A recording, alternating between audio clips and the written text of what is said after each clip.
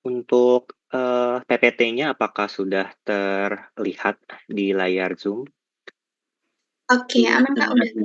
Aman ya? Ya, jadi, sebelum saya mulai, terima kasih ya kepada Bapak, Ibu, dan teman-teman semua yang sudah menyempatkan hadir untuk, mengikuti, diskusi kali ini dari yang diselenggarakan oleh Latih untuk mengenal profesi Regulatory Affairs Officer. Di sini, saya asumsi ya teman-teman, semua yang mengikuti ini, ingin mengetahui apa itu, Regulatory Affairs Officer. Dia ini sebagai apa, fungsinya, perannya apa, tujuannya apa, dan mungkin nanti bisa membantu teman-teman yang, ke depannya akan, menggeluti atau meng-apply ya, meng-apply ke bidang Regulatory Affairs Officer, terutama buat teman-teman yang, sudah lulus atau lagi mencari pekerjaan, seperti itu. Jadi nanti ketika interview udah tahu nih, Regulatory Affairs Officer ini apa gitu ya, jadi nggak blank, seperti itu. Dan juga buat teman-teman yang lain juga, bisa mengetahui salah satu, job atau posisi yang dapat, di-apply-kan saat, sudah lulus setelah kita, kuliah farmasi atau apoteker ya, seperti itu. Nah, kita mulai aja ya.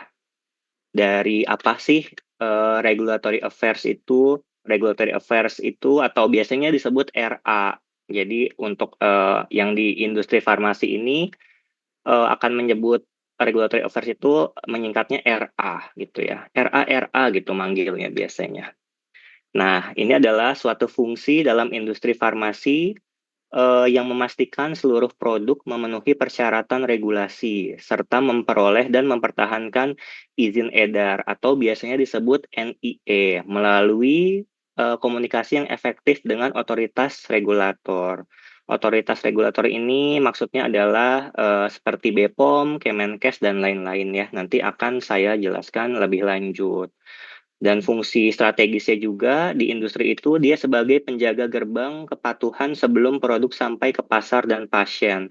Jadi, RA ini, menjamin semua produk yang ada di pasar atau yang dijual itu sudah, mematuhi seluruh seluruh regulasi yang, yang harus dipatuhi, yang biasanya dikeluarkan oleh BPOM ya untuk obat-obatan gitu. Jadi kita sudah mematuhi semua peraturannya sehingga, produk-produk tersebut, dapat, ada di pasaran atau dijual dengan aman ya. Karena kalau produk punya company atau punya suatu industri itu ada di pasaran tapi tidak sesuai dengan regulasi, itu bisa kena sidak atau kena teguran.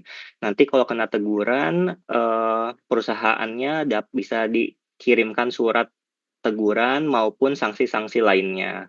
Dan itu, sangat tidak diharapkan oleh industri ya, karena hukumannya bisa macam-macam. Yang paling parah itu bisa dibekukan, industrinya, jadi tidak bisa memproduksi atau menjual produknya lagi, seperti itu. Makanya jadi, garda terdepan ya dalam, kepatuhan peraturan, seperti itu.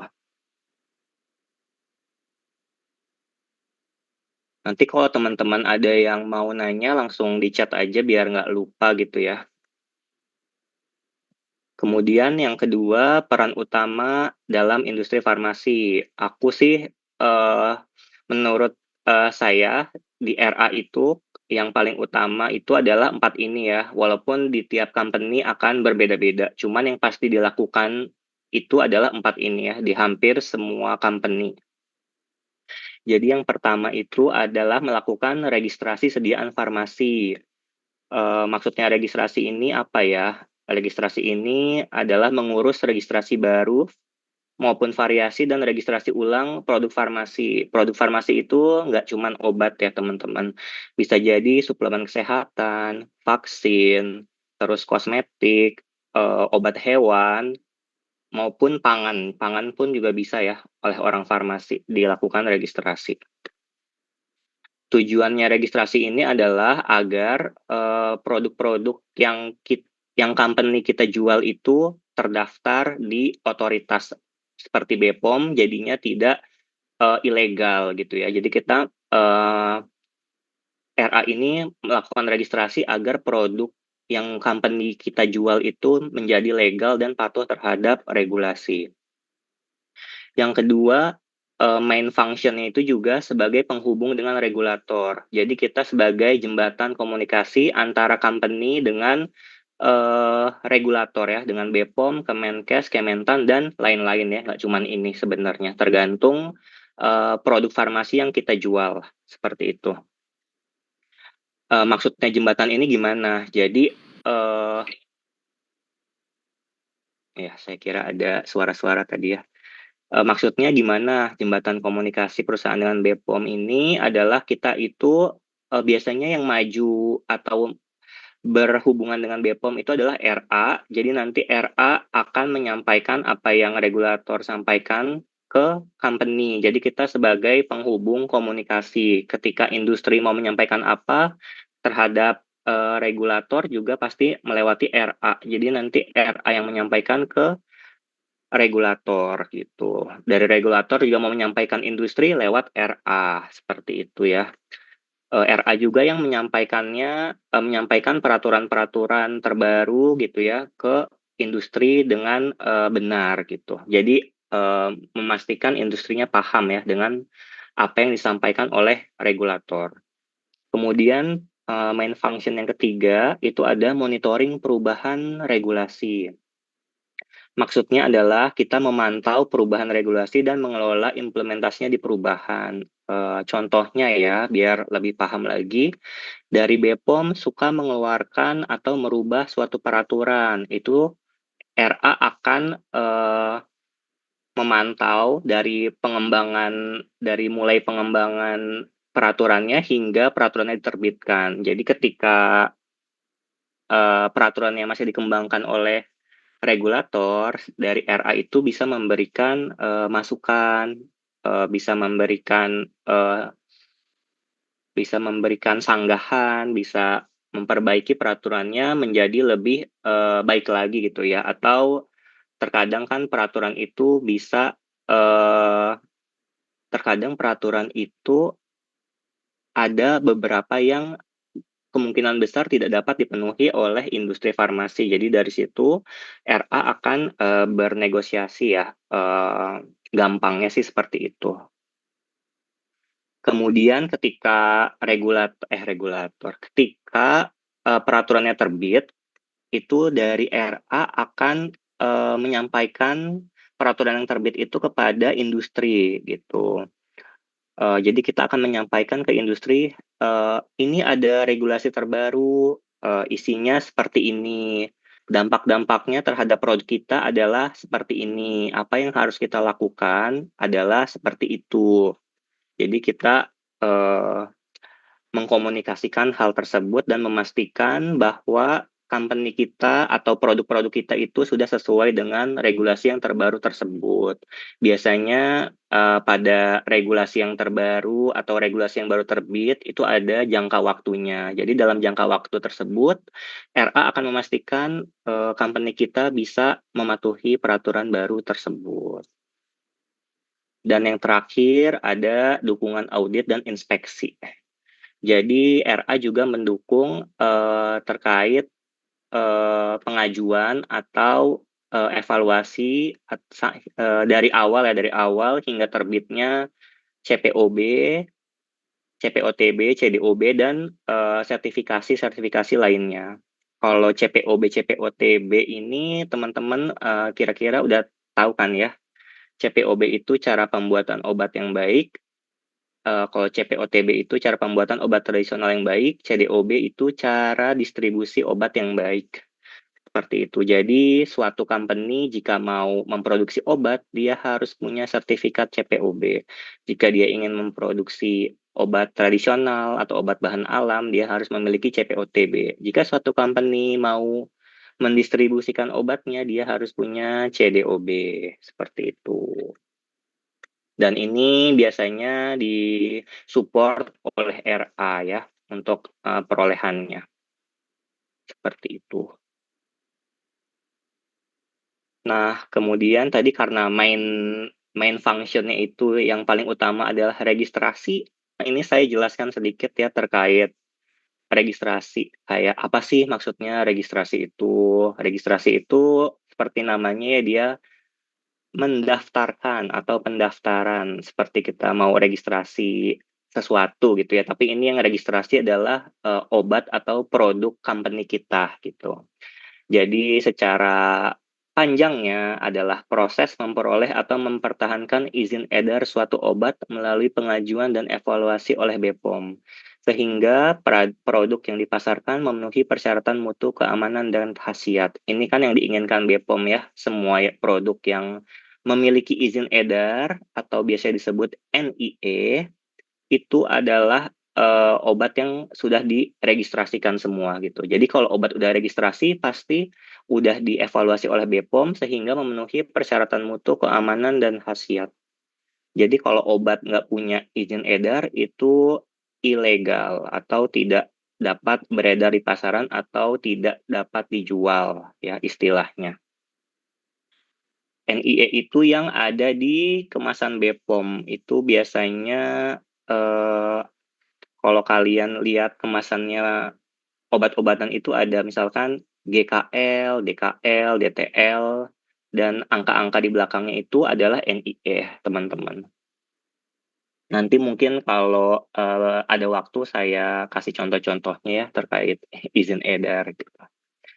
Nah, proses registrasi sendiri itu lumayan panjang ya di RA-nya sendiri. Jadi yang pertama itu dalam registrasi itu ada perencanaan pengajuan. Jadi ketika ada suatu produk yang dimiliki company mau didaftarkan, itu kita harus analisa dulu produknya ini masuk sediaan farmasi apa ya? Apakah obat, apakah kosmetik, apakah suplemen kesehatan, apakah obat bahan alam, kemudian didaftarkannya kemana? Ke BPOM kah, ke Kemenkes kah, ke Kementan kah, gitu. Kemudian lewat jalur apa? Jalur produk yang baru, jalur produk yang kopi, jalur produk yang dan sebagainya ya, dan itu semua sudah diatur di perundang-undangan. Nanti akan saya jelaskan lebih lanjut terkait hal tersebut. Kalau udah tahu rencananya mau diapain nih atau mau lewat registrasi apa, kita susun dokumen persyaratan registrasinya. Yang namanya registrasi kan ada persyaratannya ya, kayak kita mau registrasi lomba apa, harus ada KTP, harus ada sertifikat apa. Nah, dalam obat pun juga seperti itu ya, ada persyaratan-persyaratan yang harus diserahkan ke regulator. Dan itu semua sudah diatur di peraturan. Jadi nanti bisa dilihat list persyaratannya untuk mendaftarkan obat, misalnya obat baru atau mau registrasi ulang itu syaratnya apa aja. Misalkan kayak harus punya sertifikat CPOB, harus harus memiliki spesifikasi yang baik, harus memiliki sertifikat halal, harus punya sertifikat bahan baku semua yang digunakan, juga memiliki kemasan yang sudah sesuai dan lain-lain. Ketika dokumen ini sudah kita susun dengan baik dan sudah diperiksa dengan baik dan benar ya, sudah yakin, kita akan submission. Kita akan serahkan dokumen tersebut ke regulator yang terkait. Misalkan ke BPOM, berarti kita submit dokumennya ke BPOM. Biasanya kita lakukan pembayaran, kemudian jika sudah lakukan pembayaran, sudah masuk nih ke BPOM, ada yang namanya evaluasi oleh regulator. Misalkan tadi ya sudah dibayarkan ke BPOM, maka BPOM-nya akan mengevaluasi dokumen produk kita. Ketika produk kita diperiksa nih, dievaluasi, bisa saja tidak ada masalah ya, atau tidak ada kekurangan dokumen, jadi dokumennya sudah sempurna, bisa masuk ke persetujuan.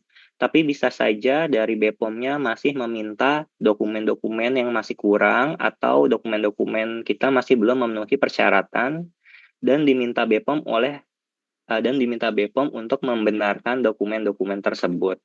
Nah, di sanalah nanti RA harus bertugas ya menyampaikan ke company bahwa dokumen-dokumennya masih belum sempurna nih, harus dibetulkan atau ditambah atau seperti apa, begitu. Nanti dari company-nya akan menyerahkan dokumen yang benarnya atau mungkin dari company-nya akan menyanggah gitu ya, akan minta RA untuk naik banding atau negosiasi dengan BPOM gitu, agar dengan dokumen yang ada itu bisa diterima gitu ya. Kadang-kadang juga dari BPOM-nya kita kasih pemahaman akan terima, kadang juga udah kita kasih pemahaman atau diskusi, tetap meminta apa yang mereka mau ya, tergantung negosiasi kita dan regulasi yang ada, seperti itu. Nah, kalau sudah persetujuan, berarti obat kita mendapatkan nomor izin edar dan dapat beredar di pasaran atau dijual, karena sudah memenuhi semua persyaratan. Kemudian, tahap terakhir adalah implementasi. Jadi setelah produknya disetujui, kita bantu untuk produknya, launching ya, bantu launching atau kalau bukan produk baru, kita bantu untuk implementasi, apa yang didaftarkan. Karena tadi untuk pendaftaran itu nggak cuma produk baru, tapi juga ada yang namanya pendaftaran variasi maupun variasi ataupun registrasi ulang. Akan saya jelaskan di, slide selanjutnya. Nah, di sini saya akan menjelaskan, jenis-jenis registrasi ya. Yang saya jelaskan ini, hanya terkait obat, suplemen kesehatan, dan OBA dan OKA. Kalau OBA ini adalah obat bahan alam atau obat tradisional, dulunya dia namanya obat tradisional, sekarang udah berubah menjadi obat bahan alam ya, teman-teman semua. Kemudian OKA ini adalah obat kuasi. Kenapa saya jelaskan ini aja, karena, kebanyakan sih, untuk RA di sini ya, walaupun ada juga nanti yang berkecimpung di kosmetik, alat kesehatan, PKRT, dan lain-lain. Cuman kebetulan, sediaan yang ini tuh hampir sama, jadi bisa sekali jalan saya jelaskan gitu ya. Jadi untuk sediaan-sediaan yang ada di sini, ada 3 jenis, registrasi ya. Yang pertama ada registrasi baru, yang kedua ada registrasi variasi, dan yang terakhir ada perpanjangan izin edar. Untuk registrasi baru ini adalah untuk, mendaftarkan produk yang belum punya nomor izin edar, sama sekali. Jadi dia pertama kali, company kita mau daftarkan gitu ya. Jadi baru pertama kali mau launching di, company kita gitu. Kemudian ada registrasi variasi, ini untuk, produk-produk yang sudah memiliki nomor izin edar, tapi, mau melakukan suatu perubahan ya. Misalkan mau merubah formula, mau merubah proses produksinya, misalnya pertama dia cetak langsung, jadi maunya, eee, digranulasi basah, atau di-slugging, atau di-coating. Ada proses perubahan tersebut, atau juga bahan bakunya mau berubah ya. Misalkan tadinya bahan bakunya dari Cina, sekarang kita bahan bakunya mau yang lokal nih dari Indonesia gitu. Kemudian juga spesifikasinya berubah, kemudian juga kemasannya berubah, misalkan dari warna biru jadi warna merah, atau tulisannya ada yang mau ditambah, atau mau ganti logo perusahaan, ataupun alamat pabriknya pindah, ganti nama, itu semuanya harus didaftarkan ke BPOM. Jadi semua perubahan pada obat itu pastinya kita laporkan dulu. Jadi makanya teman-teman ya kalau, beli obat, carilah yang ada nomor izin edarnya. Karena kalau ada izin edarnya itu sangat dipantau ya, segala perubahannya itu harus dilaporkan gitu ya. Jadi, insya Allah aman ya kalau mengkonsumsi obat-obatan yang, memiliki nomor izin edar. Yang ketiga adalah perpanjangan izin edar. Jadi semua produk yang telah mendapatkan NIE setelah registrasi baru itu tidak selamanya. Jadi biasanya itu usia NIE-nya itu hanya 5 tahun. Jadi sebelum 5 tahun itu berakhir, dari RA akan melakukan perpanjangan izin edar supaya bisa, beredar atau dijual lagi 5 tahun ke depan gitu ya. Biasanya perpanjangannya untuk 5 tahun ke depannya lagi, nanti pas mau mati diperpanjang lagi. Jadi registrasi ini tidak akan selesai-selesai ya. Mmm. Jadi pekerjaannya akan ada terus untuk melakukan registrasi. Makanya ini adalah pekerjaan utamanya RA. Buat teman-teman yang penasaran ya untuk terkait registrasi ini, persyaratannya apa, maksudnya lebih dalamnya seperti apa, untuk yang obat-obatan ini bisa dilihat di dasar hukumnya di Perbepom nomor 24 tahun 2017. Ini dasarnya banget ya. Nanti dia tuh ada yang perubahan 1, perubahan 2, perubahan 3 itu anak-anaknya juga harus dibaca juga. Karena regulasi itu terus berkembang ya. Terus untuk yang obat bahan alam atau obat tradisional ada sendiri juga, untuk terkait registrasinya, suplemen kesehatan ada sendiri, obat kuasi ada sendiri. Kebetulan di sini yang saya sebutkan yang dari BPOM semua ya, kecuali kosmetik, tidak saya masukkan. Karena dia sistemnya berbeda ya kalau kosmetik.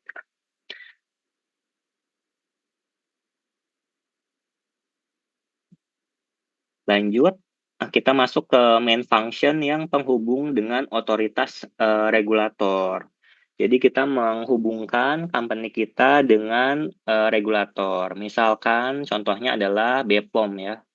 Kalau di BPOM itu biasanya sediaan farmasi terkaitnya itu adalah obat, termasuk produk biologi seperti vaksin.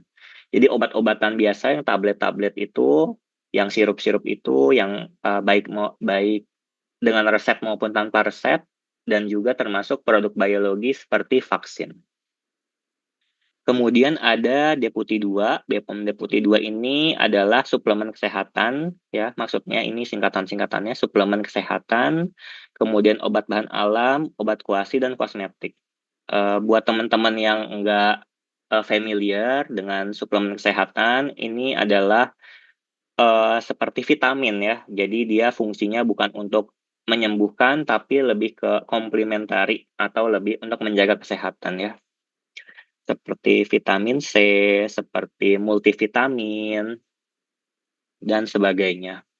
Kemudian, untuk obat bahan alam ini, merupakan obat, tapi dia bisa, menyembuhkan, tapi dia dari tumbuh-tumbuhan biasanya, dari tradisional ya. Seperti nggak harus menyembuhkan sih, tapi dia sebenarnya lebih ke meredakan gejala ya, bukan menyembuhkan. Maaf maaf, lebih ke meredakan gejala. Seperti, obat batuk herbal, terus juga ada, apalagi ya, lebih ke yang herbal-herbal sih, kayak ada Promah kan juga ada yang Promah herbal, ada Entrostop herbal, lebih ke tanaman-tanaman lah ya kalau obat bahan alam. Namanya juga alam gitu kan ya, bahan alam dari tanaman. Walaupun suplemen kesehatan ini juga ada yang dari alam juga ya, kayak kayak apa ya, sebentar. Kayak obat-obat penambah nafsu makan itu kan dari kurkuma ya, kurkuma itu juga masuknya ke suplemen kesehatan. Oh, nanti, mungkin bisa lebih dalam ya untuk pembeda suplemen kesehatan dan obat bahan alam. Kalau obat kuasi ini lebih kayak ke krim-krim yang bekerja lokal gitu ya, tapi bekerja lokalnya bukan buat menyembuhkan juga, lebih ke, meringankan gejala. Misalkan kayak Canter Pain, itu dia adalah obat kuasi. Biasanya balsam-balsaman itu obat kuasi masuknya. Kemudian Deputi 2 juga ada kosmetik nih, nanti yang mau jadi RA-nya, makeup-makeup, kosmetik-kosmetik gitu ya, skincare-skincare, nanti akan berhubungannya dengan Deputi 2. Siapa tahu, ada yang mau masuk company-nya skincare, di situ juga ada RA. Kemudian buat Deputi 3 ada pangan ya, pangan, makanan-makanan, di sini RA juga mendaftarkan pangan-panganan ya, pangannya juga ada yang pangan makanan biasa, ada pangan yang pangan kesehatan, terbagi-bagi lagi. Nanti kalau mau lebih tahu, bisa cari tahu sendiri atau nanti bisa ditanya jawab. Kemudian contoh lainnya adalah Kemenkes. Kemenkes ini sediaan farmasi yang terkait adalah alat kesehatan dan PKRT. PKRT ini kalau buat yang belum familiar, ini adalah peralatan kesehatan rumah tangga. Contohnya itu betadine. Kalau alat kesehatan, udah tahu ya teman-teman ya, banyak ya alat kesehatan yang di rumah sakit maupun yang dijual kita bisa beli kayak Hansaplast itu masuknya alat kesehatan.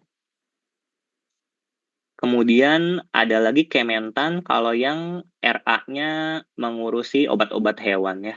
Nanti registrasinya ke Kementan, tektokannya seperti itu. Menghubungkan company dengan regulator terkait. Tergantung company-nya sediaan farmasi apa gitu ya teman-teman. Jadi banyak sekali RA ini bisa mengisi company-company terkait.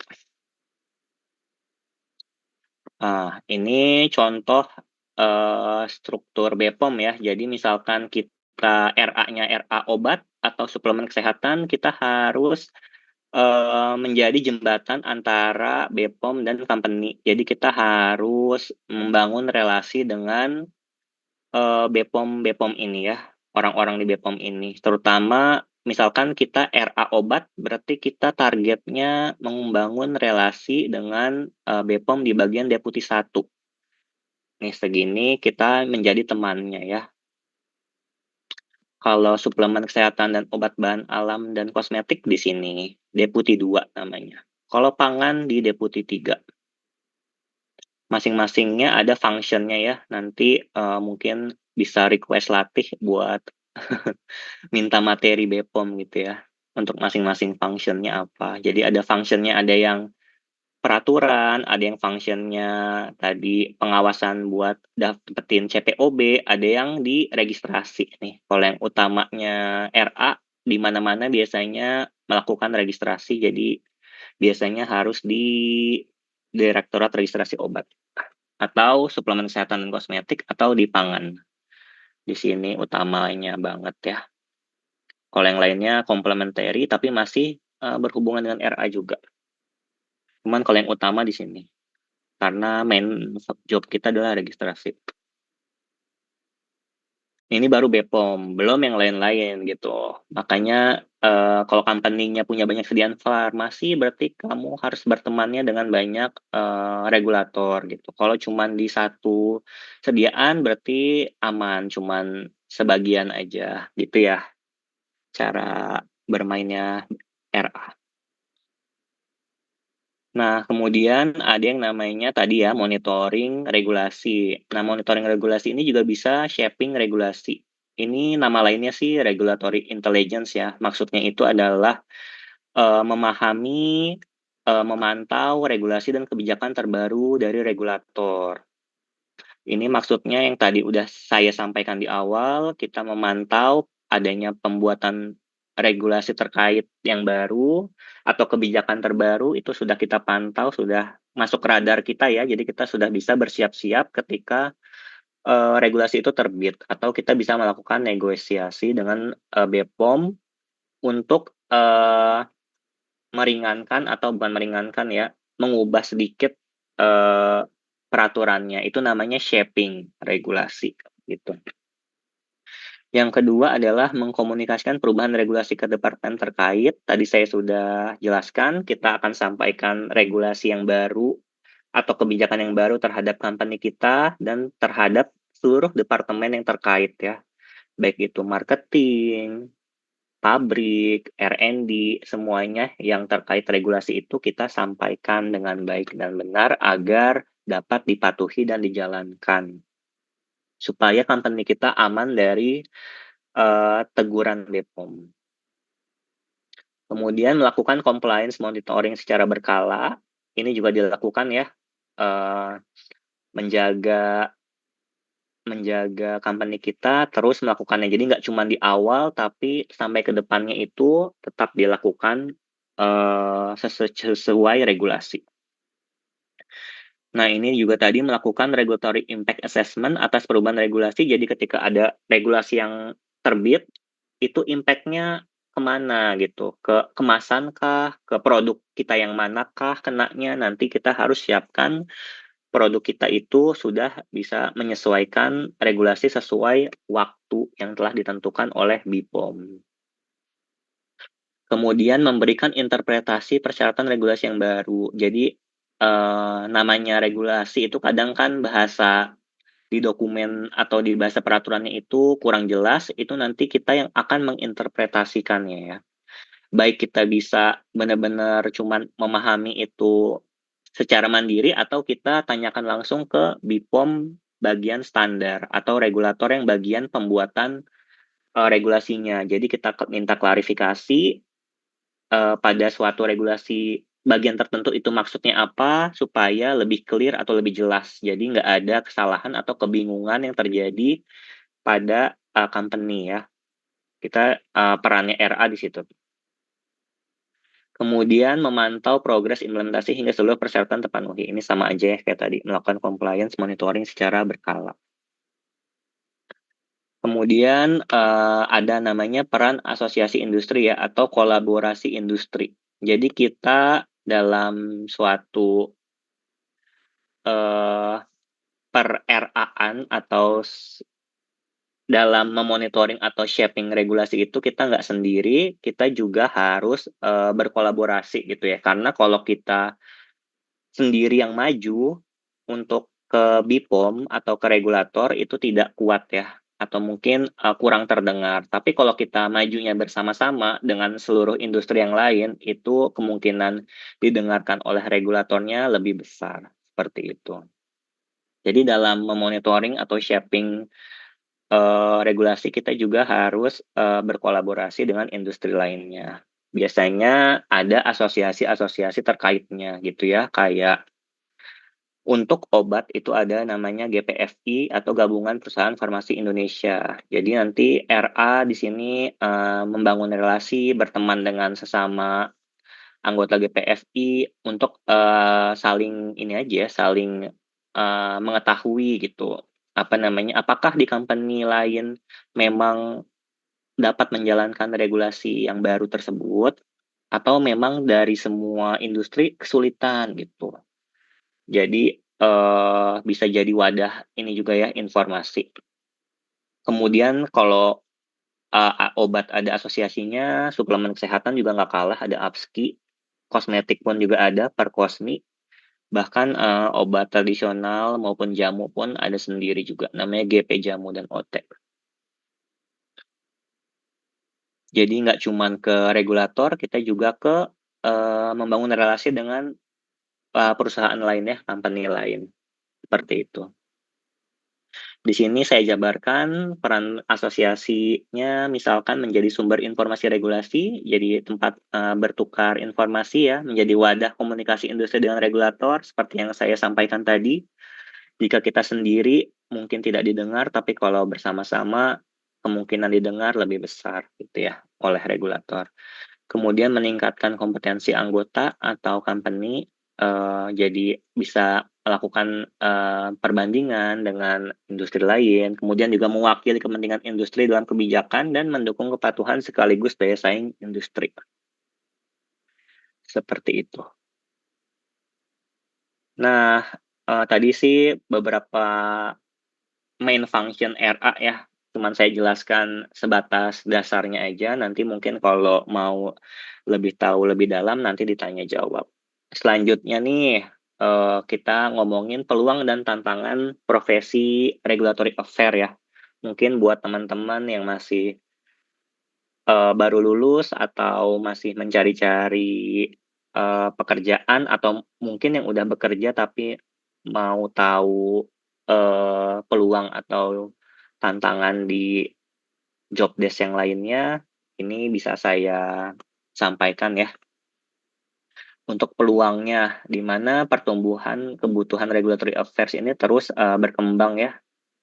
Misalkan munculnya company-company kosmetik yang baru, munculnya company suplemen kesehatan yang baru.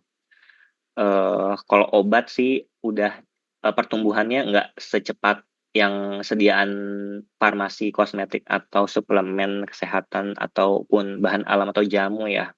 Cuman karena perusahaan-perusahaan itu bermunculan terus, pasti membutuhkan yang namanya RA, karena produknya itu pastinya mau didaftarkan dan pengen dijual secara legal, seperti itu. Makanya demand-nya tinggi nih untuk regulatory affair. Kemudian regulasi yang semakin kompleks membuka peran baru bagi RA ya. Jadi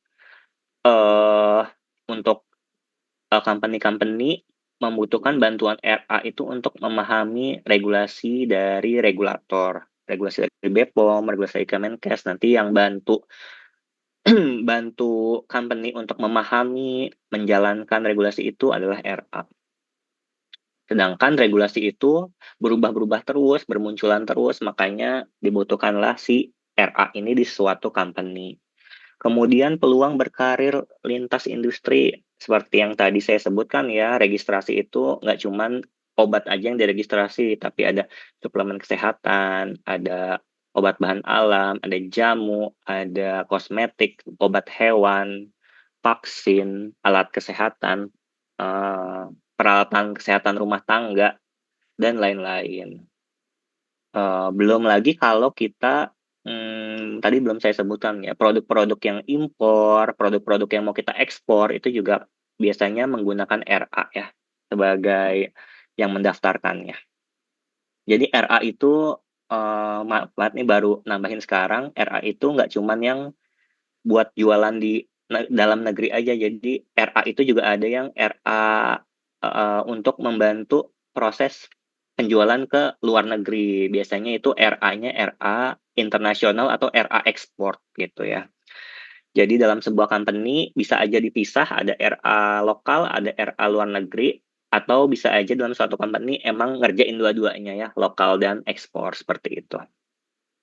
Dan di tiap negara itu peraturannya berbeda-beda lagi ya untuk registrasinya. Jadi peran RA sangat dibutuhkan. Baik yang mau jualan lokal, company yang mau jualan hanya di lokal, maupun company yang mau mengepakkan sayapnya ke luar negeri ya, seperti itu.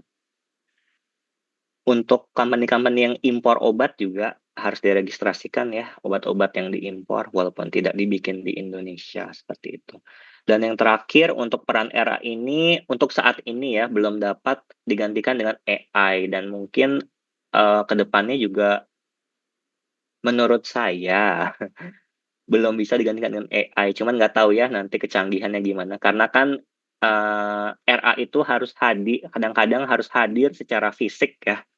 Secara fisik, jiwa dan jasmaninya, berhadapan dengan regulator maupun dengan company ya, sebagai jembatan komunikasi antara regulator dan company. Itu yang belum bisa digantikan dengan AI. Kemudian, tantangannya ya, nggak cuman peluang, tapi juga tantangannya nih, kesulitan menjadi RA itu, yang bisa jadi pertimbangan teman-teman ya, kalau misalkan siapa tahu, kurang cocok nih dengan tantangan ini, berarti, bisa pilih profesi yang lain ya. Tapi ini sih, di setiap profesi ada tantangan gitu ya. Yang pertama, misalkan kepatuhan perusahaan terhadap regulasi. Jadi dari regulatornya menerbitkan peraturan, cuman dari perusahaannya bandel nih, nggak bisa menuruti regulasi. Terus nanti kalau udah bandel, yang kena dimarahin nanti tetap RA-nya, seperti itu ya. Jadi kita harus bisa membuat sebuah company atau sebuah departemen itu, tetap comply terhadap regulasi. Kemudian juga, terkait timeline yang ketat nih, misalkan, produknya udah mau dijual secepatnya nih, tapi timeline di BPOM itu sendiri pun untuk produk baru panjang sekali, hampir bisa satu tahun. Di situlah tantangan RA untuk mempercepat timeline di BPOM-nya. Kemudian harus koordinasi lintas fungsi di internal perusahaan, jadi nggak cuman berhubungan sama RA aja, tadi ya banyak ya departemennya, baik dengan pabriknya juga macam-macam, ada quality, ada R&D, ada produksi, terus juga sama marketing, sama BPOM, sama Kemenkes, sama banyak hal kita lintas fungsi dan berkomunikasi. Kemudian yang tadi regulasi yang terus berubah, selain menjadi peluang, ini juga menjadi tantangan ya, karena kita harus keep up dengan semua regulasi yang terbit. Kemudian tantangannya juga harus membangun relasi dengan regulator dan asosiasi. Ini ya, ini tantangan banget sih menurut saya supaya kita lebih dekat dengan, eee, orang-orang di regulator dan asosiasi. Karena ini sangat akan membantu regulator ya, RA. Ini suatu kekuatan juga sih, suatu nilai jual ya, kalau punya kedekatan dengan regulator dan asosiasi. Kemudian tuntutan yang berbeda dari regulator dan perusahaan. Kayak tadi ya, regulator yang minta apa, tapi perusahaannya maunya gimana gitu ya. Kita menjadi jalan tengahnya, seperti itu ya. Eh, Either kita ngotot memenuhi ngotot ke regulator supaya perusahaan terpenuhi, atau kita ngotot ke perusahaan supaya perusahaan ngikutin regulator, gitu-gitu aja, bolak-balik, atau kita bisa cari jalan tengahnya gitu ya, yang terbaik untuk keduanya, seperti itu. Kemudian kompetensi yang dibutuhkan seorang RA nih, kalau misalkan mau interview sebagai RA, kira-kira yang bisa jadi nilai jual itu pemahaman terhadap regulasi. Jadi kita paham betul terhadap regulasi-regulasi yang ada.